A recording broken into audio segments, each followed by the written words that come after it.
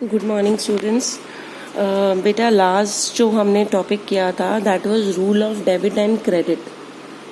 अब डेबिट और क्रेडिट का रूल जब आपको पता चल गया, जो मैंने आपको किस हेल्प से बताया था, with the help of accounting equation assets is equal to liabilities plus capital. तो जो हमारी एसेट्स वाली साइड होती है वो डेबिट होती है और जो लाइबिलिटीज और कैपिटल वाली साइड होती है वो क्रेडिट होती है। तो हम ये कह सकते हैं कि हमने इसको दो पार्ट्स में डिवाइड कर दिया। एक साइड हमारी एसेट्स वाली होगी, एक साइड हमारी लायबिलिटी और कैपिटल वाली हो गई। तो आपको ये पता चल गया कि ये हमारा क्या बना, टी शेप अकाउंट। जो इंग्लिश में लेटर टी होता है वो टी शेप अकाउंट बन गया। टी शेप अकाउंट में डेबिट साइड में हमारी एसेट्स आ गई और क्रेडिट साइड में हमारी लायबिलिटीज और कैपिटल आ गई। उसके बाद हमने क्या किया था कि कौन सी चीज़ आपकी एसेट है और उसका कौन सा बैलेंस होगा। सपोजिंगली जैसे हमने किया था, मैं एक बार आपको एक क्विक रिवीजन दे रही हूँ, ऑल तो हम ये कर चुके हैं लास्ट वीडियो में डिस्कस। अगर किसी को नहीं समझ में आया हो तो you can again go through that last video, ताकि आपको क्लियर हो जाए। नहीं तो आगे बढ़ने का कोई फ़ायदा नहीं है। मैं बार बार एक ही चीज़ बोलती हूँ, दिस इज़ अकाउंटेंसी। अगर डेबिट क्रेडिट समझ नहीं आएगा तो बेटा इसके अलावा अकाउंटेंसी में और कुछ नहीं है। अब कैश हमारा क्या होता है, एसेट होती है। अब कैश अगर मेरी एसेट होती है तो मतलब कैश का कौन सा बैलेंस होता है, डेबिट बैलेंस होता है। मतलब इंक्रीज इन एसेट अगर मेरी होगी तो यहाँ पे आ जाएगी। मतलब अगर मेरी एसेट जो है वो ऐड होगी, बढ़ रही है मेरी एसेट, तो वो यहाँ आ जाएगी। और उसका ऑपोजिट, अगर कोई मेरी एसेट मान लो मैंने सेल कर दी या वो खराब हो गई, ख़त्म हो गई, यूज़ हो गई पूरी की पूरी, कुछ नहीं बचा उसमें, उसकी वैल्यू जो है वो रिड्यूस हो गई। तो जैसे ही ये वैल्यू रिड्यूस हो गई मतलब डिक्रीज इन एसेट, एसेट की वैल्यू जब रिड्यूस हो जाती है तो उसको हम कर देते हैं क्रेडिट। वो तब है ऑपोजिट वाला केस। बट नॉर्मल केस में always assets have a debit balance. आपके जैसे कैश है, इसका हमेशा आपका डेबिट बैलेंस होगा। क्लियर है ये? ऐसे ही करके हमने दूसरा एक और बता देती हूँ। इस साइड से हमने किया था कैपिटल का। अब कैपिटल कौन सी वाली साइड पे आ रही है, क्रेडिट वाली साइड पे। ये बेटा डेबिट क्रेडिट वो है जो आपने अकाउंटिंग इक्वेशन की हेल्प से किया था। अब कैपिटल कौन सी साइड पे आ रही है, क्रेडिट वाली साइड पे।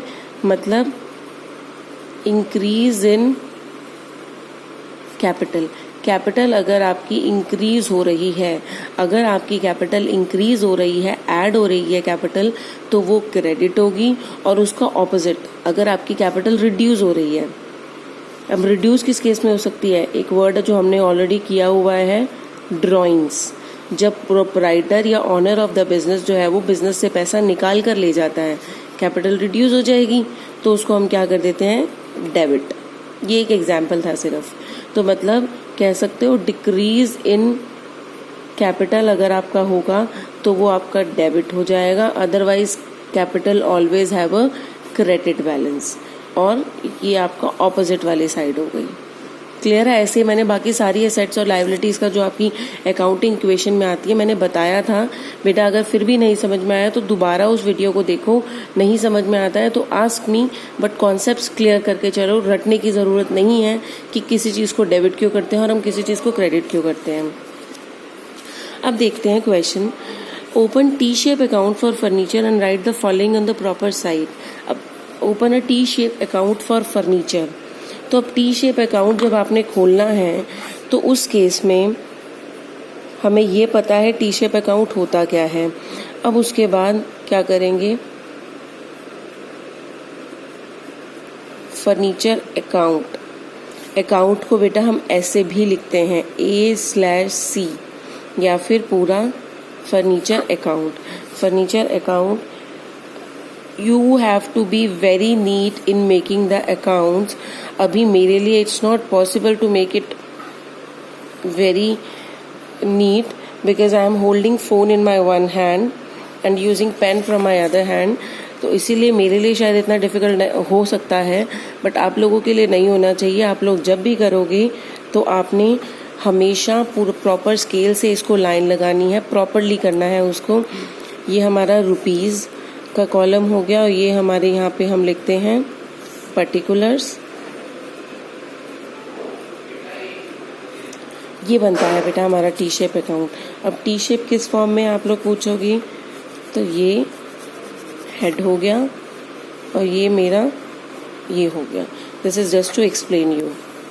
ये बन गया मेरा टी, उसमें एक साइड ये हो गई, एक साइड ये हो गई, उसमें रुपी वाला और यहाँ पे भी रुपी वाला हो गया और एक पर्टिकुलर्स वाला हो गया। अब देखते हैं, अब फर्नीचर मेरी क्या होती है, एसेट होती है। फर्नीचर हम खरीदते हैं तो एसेट साइड में डालते हैं। इन्होंने बोला है फर्नीचर का अकाउंट खोलना है, फर्नीचर परचेज्ड फॉर 20,000। जब फर्नीचर आपने परचेज किया होगा तो हमें ये पता है कि फर्नीचर मेरी एसेट होती है। एसेट का कौन सा बैलेंस होता है, डेबिट बैलेंस होता है। और ठीक है, ये हमारी डेबिट साइड होती है, ये हमारी क्रेडिट साइड होती है। एसेट्स का अदरवाइज कौन सा बैलेंस होता है, डेबिट बैलेंस होता है। तो हम ये कह सकते हैं इंक्रीज इन फर्नीचर जो होगा वो हम इस साइड पे रिकॉर्ड करेंगे, और दूसरा डिक्रीज इन फर्नीचर जो होगा वो हम इस साइड पे रिकॉर्ड करेंगे, क्रेडिट वाली साइड पे। अब देखते हैं पहला क्या है, फर्नीचर परचेज। अब फर्नीचर परचेज किया है तो फर्नीचर इंक्रीज हो गया, तो मैं यहाँ पे एंट्री क्या कर दूंगी, to cash furniture purchased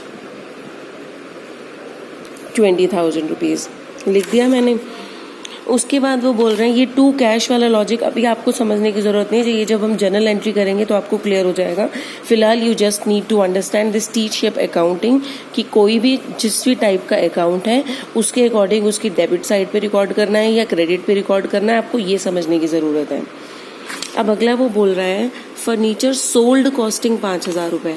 furniture आपने सेल कर दिया। जब फर्नीचर हम सेल करते हैं तो फर्नीचर मेरे यहाँ से क्या हुआ, बाहर चला गया।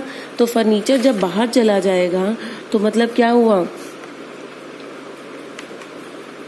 By cash furniture sold 5,000 rupees. उसके बाद नेक्स्ट है हमारा फर्नीचर अगेन परचेज फॉर 8,000। फिर यहीं पे ले लेंगे, फर्नीचर की वैल्यू इंक्रीज हो रही है हमारी, increase in the value of furniture, तो डेबिट हो जाएगा टू कैश। वही सेम फर्नीचर परचेज कितने का खरीदा है आपने, 8,000 रुपीज़ का आपने खरीदा है।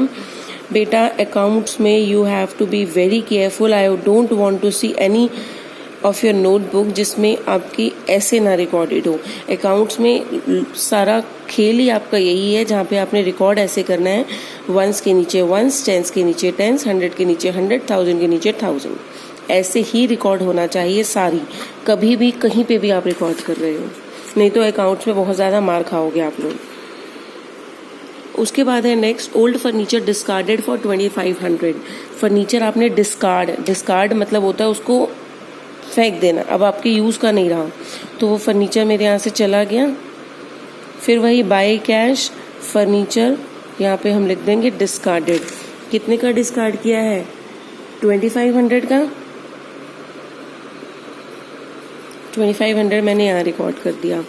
उसके बाद उन्होंने बोला है value of furniture was reduced by 2000। Value of furniture was reduced by 2000। क्यों वैल्यू कम हो जाएगी, अब मैंने सेल तो नहीं किया, अगर सेल किया होता तो वो ऊपर की तरह बताता फर्नीचर सोल्ड। इन्होंने बोला value of furniture was reduced. Reduce हो गई मतलब क्या है, उस फर्नीचर किसी भी चीज़ को, एसेट को जब हम यूज़ करते हैं तो कुछ ना कुछ उसकी वैल्यू मतलब कुछ ना कुछ घिसावट होती है, वो घिसना इज कॉल्ड एज डेप्रिसिएशन, कि उसकी वैल्यू रिड्यूस हो जाती है। तो value of furniture was reduced. अब मैं ये क्या कर रही थी, फर्नीचर जब आ रहा था तो यहाँ रिकॉर्ड कर रही थी, फर्नीचर जब जा रहा था तो यहाँ रिकॉर्ड कर रही थी। अब वैल्यू अगर फर्नीचर की रिड्यूस हो रही है, अगर फर्नीचर पे डेप्रिसिएशन लग रहा है, तो वो भी तो एक तरह से फर्नीचर का बाहर जाना ही हुआ। फर्नीचर की वैल्यू कम ही तो हो रही है, रिड्यूस हो रही है, कम हो रही है, कम हो रही है, तो मैं उसको यहीं रिकॉर्ड करूंगी, उसको क्रेडिट करूंगी। यहाँ पे आ जाएगा बाय डेप्रिसिएशन, आपका आ जाएगा कितना अमाउंट इन्होंने दे रखा है हमें, 2000 रुपीज़ हमने लिख दिया। ठीक है बेटा, जो जो हमारी फर्नीचर की वैल्यू को इंक्रीज कर रहा था उन ट्रांजेक्शन्स को मैंने डेबिट में लिखा। क्यों, क्योंकि फर्नीचर जो है वो मेरा एसेट होता है, वो अगर मेरा एसेट है तो मतलब उसका डेबिट बैलेंस है, डेबिट बैलेंस है तो उसको मैं यहाँ रिकॉर्ड करूँगी डेबिट साइड में, अगर उसकी वैल्यू इंक्रीज हो रही है। और उसका ऑपोजिट क्या हो जाएगा, अगर उसका ऑपोजिट क्या होगा, वैल्यू डिक्रीज हो रही है, जब भी उसकी वैल्यू डिक्रीज हो रही होगी तो उसको मैं क्रेडिट साइड पे रिकॉर्ड कर लूँगी। अब हमने ये तो रिकॉर्ड कर लिया जी, डेबिट पे ही आएगा, क्रेडिट पे ही आएगा। अब इन अकाउंट्स को ना क्लोज भी करना होता है, तो इन अकाउंट्स को क्लोज करने का आपको समझना है कि आपको कैसे क्लोज करना है। अभी मैं आपको बता रही हूँ, ये देखो, पहले तो हम टोटल कर लेंगे दोनों साइड का। मैंने आपको वो चीज़ बोली थी कि वंस के नीचे वंस, टेंस के नीचे टेंस क्यों करना है, क्योंकि अगर मान लो मैं टोटल करने बैठी हूँ, मेरे डिजिट्स इधर उधर, मान लो ये 8000 इधर लिखा हुआ था, तो टोटल करने के लिए मैं क्या करूँगी, दोबारा यहाँ 20,000 लिखूँगी, फिर 8,000 लिखूँगी, कहीं पीछे जाऊँगी, फिर लिखूँगी। तो उससे बेटर ये होता है कि आप पहले ही ऐसे लिखो ताकि 0 0 0 हमारे लिए जो टोटल करना है प्लस माइनस करना जो है वो इजी हो जाए। 28,000 और इधर का टोटल करेंगे 0 0 5 5 और 2 7 और 2 9। इस साइड का टोटल आ गया मेरा 9500। अब देखो फर्नीचर मेरा था 28,000 का आया और गया बाहर 9500 का। अब मुझे निकालना है एक, पहले तो यहाँ लिख लेते हैं ये क्या आया टोटल। तो अब बैलेंस जो निकलेगा ना बेटा, वो बैलेंस मेरा इस साइड पे निकलेगा। हम क्या करेंगे, यहाँ करके दिखा रही हूँ, अदरवाइज ऐसे आप लोगों को नहीं करना है। आप लोगों की कन्वीनियंस के लिए मैं 28,000 माइनस 9500, 0 0 10 में से 5 गया 5, 17 में से 9 गया 8, 18,500, ये मेरा बैलेंस बच गया। तो इस बैलेंस को मैं यहाँ लिखूंगी 18,500। क्यों यहाँ लिखा, क्योंकि दोनों साइड्स को बराबर तो करना है ना, अल्टीमेटली अकाउंट क्लोज कर रहे हैं हम। तो ये जो हमारा निकल कर आता है ना, इसको हम बोलते हैं बैलेंस। ठीक है, अब देखो, अब अगर मैं टोटल करूंगी, बेटा you have to be very neat, मैं बार बार बोल रही हूँ, मेरे लिए पॉसिबल नहीं है। 28,000 रुपीज़, और इसका भी जब आप टोटल करने बैठे हो, क्योंकि ये वाला अमाउंट अल्टीमेटली क्या है, इन दोनों का डिफरेंस ही तो है। टोटल करोगे 0 8 28,000 रुपीज़ यहाँ पे भी आ जाएगा। ऐसे हमारे अकाउंट बनते हैं। ये हमारा बैलेंस बच गया कि इतने का फर्नीचर अभी हमारे पास बचा हुआ है। क्लियर है, ये आ गया समझ में। ऐसे ही आपको एक और लायबिलिटी वाला भी बता देती हूँ। देखो बेटा, नेक्स्ट इलस्ट्रेशन दे रखी है आपकी बुक में। Open T shape account of our creditor Sanjay and write the following transactions on the proper side. Sanjay का अकाउंट बनाना है आपने, T shape account, illustration 18। Sanjay account, चाहे ब्रैकेट में आप लिख लो, ये आपका क्रेडिटर है ताकि आपको याद रह जाएगा। अगेन वही ऐसे ही बनाना है हर बारी जब आपने बनाना है, विद प्रॉपर मेथड। ये आपका रुपीज़ हो गया, ये आपका पर्टिकुलर्स हो गया। ठीक है, अब देखो संजय हमारा क्रेडिटर है जिसका आपने अकाउंट बनाना है। अब वापस से अगर मैं जाऊं अकाउंटिंग इक्वेशन पे, लायबिलिटीज़ प्लस कैपिटल, ये वाला डेबिट होता है। ये मैं बार बार इसीलिए बता रही हूँ ताकि आपके दिमाग में ये चीज़ें बैठ जाएं, डेबिट और क्रेडिट। अब वो बोल रहे हैं संजय का अकाउंट बनाना है जो कि मेरा क्या है, क्रेडिटर है। अगर वो मेरा क्रेडिटर है तो उसका क्रेडिट बैलेंस होगा। क्रेडिट बैलेंस होगा तो हम ये कह सकते हैं इंक्रीज इन, जो भी आपका इंक्रीज होगा क्रेडिटर में, इस संजय में, स्पेशली इन संजय, क्योंकि संजय का अकाउंट है। संजय के अकाउंट में अगर क्रेडिट में कुछ इंक्रीज हो रहा है तो वो मैं यहाँ रिकॉर्ड करूँगी, और यहाँ पे रिकॉर्ड होगा डिक्रीज वाला अगर कुछ डिक्रीज हो रहा है तो। ठीक है, अब देखो ट्रांजेक्शन इन्होंने पहले दे रखी है, purchase goods from Sanjay on credit for 40,000। आपने संजय से गुड्स खरीदी ऑन क्रेडिट। अब संजय से अगर मैंने क्रेडिट पे खरीदी हैं तो संजय मेरा क्रेडिटर बन गया होगा, मतलब बढ़ गया होगा वो मेरा क्रेडिटर। अब क्रेडिटर बन गया तो मैं यहाँ रिकॉर्ड करूँगी, क्योंकि संजय जो है वो मेरा क्रेडिटर है, वो क्रेडिट होता है। तो अगर उसमें इंक्रीज हो रहा है तो वो हमेशा हम क्रेडिट साइड पे रिकॉर्ड करेंगे। बाय क्या खरीदा, परचेजेस। बेटा जो गुड्स हम खरीदते हैं ना, मैंने पहले भी बताई हुई है ये चीज़, जब आप गुड्स खरीदते हो तो उनके लिए हम क्या वर्ड यूज़ करते हैं, परचेजेस। तो कितने की परचेज की है आपने, 40,000 रुपीज़ की। अगला वो बोल रहा है पेड टू संजय 25,000। अब संजय को मैंने 25,000 दे दिए। अब संजय को अगर 25,000 दे दिए होंगे तो मतलब मैंने उसके संजय मेरा क्या था, क्रेडिटर था, मैंने उसको पैसे देने थे। अब वो पैसे मैंने उसको दे दिए हैं तो अब वो मेरा क्रेडिटर नहीं रहेगा उतने से। मैंने देने थे उसको 40,000, जिसमें से वो बोल रहा है आपने संजय को 25,000 दे दिए, तो अब वो 25,000 से मेरा क्रेडिटर नहीं रहेगा। तो नहीं रहेगा मतलब क्या हुआ, डिक्रीज हो गया मेरी क्रेडिटर्स में। तो वो मैं यहाँ रिकॉर्ड करूँगी, टू कैश 25,000। जब वो क्रेडिटर बढ़ रहे थे, संजय जब मेरा क्रेडिटर जो था तो उसके अकाउंट में अगर बढ़ रहा था तो वो यहाँ रिकॉर्ड हो रहा था, क्योंकि उनका क्रेडिट बैलेंस होता है, उसका ऑपोजिट है। अगर वो डिक्रीज हो रहा है तो वो यहाँ रिकॉर्ड हो जाएगा। नेक्स्ट है again purchase goods from Sanjay on credit 16,000। दोबारा आपने परचेज किया है, फिर मेरा वो क्रेडिटर बन जाएगा। बाय परचेजेस कितने का, 16,000 का आपने परचेज किया है। 16,000 का आपने परचेज किया। अगला दे रखा है इन्होंने, goods return to Sanjay for 2,000। अब मैंने गुड्स खरीदी थी संजय से, तो वो मेरा क्रेडिटर बन गया था, तो मैंने उसको यहाँ रिकॉर्ड कर दिया क्रेडिट साइड में। अब वो बोल रहा है आपने गुड्स संजय को रिटर्न किए हैं 2,000 की। अब 2,000 की जब आप उसको रिटर्न करोगे तो उतने से वो मेरा क्रेडिटर नहीं रहेगा। अब अगर मान लो मैंने अगर ये वाली खरीदी है, इसमें से मैंने 2,000 की वापस कर दी। अब यहाँ पे तो आ रहा है जी संजय से मैंने 16,000 की खरीदी है, तो संजय तो मेरा 16,000 से क्रेडिटर बन गया, लेकिन 2,000 की मैंने रिटर्न भी तो कर दी है, तो वो इसकी ऑपोजिट साइड पे, और वो मेरा 2,000 से क्रेडिटर नहीं रहेगा। टू गुड्स रिटर्नड, कितने की रिटर्न की है, 2,000 की, 2,000 लिख देंगे। उसके बाद नेक्स्ट है ट्रांजेक्शन पेड टू संजय 20,000। अब आपने फिर संजय को पे किया है, संजय को पे कर दिया, तो वो मेरा क्रेडिटर नहीं रहा, तो फिर वही डिक्रीज हो गया मेरे क्रेडिटर में। तो यहाँ रिकॉर्ड करेंगे टू कैश 20,000 रुपीज़।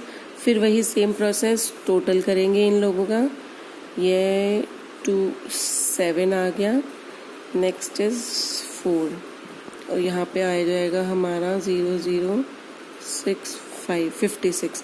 अब यहाँ देखो क्रेडिट साइड ज़्यादा आ गई, डेबिट साइड कम आ गई, बैलेंस हमारा यहाँ निकल जाएगा।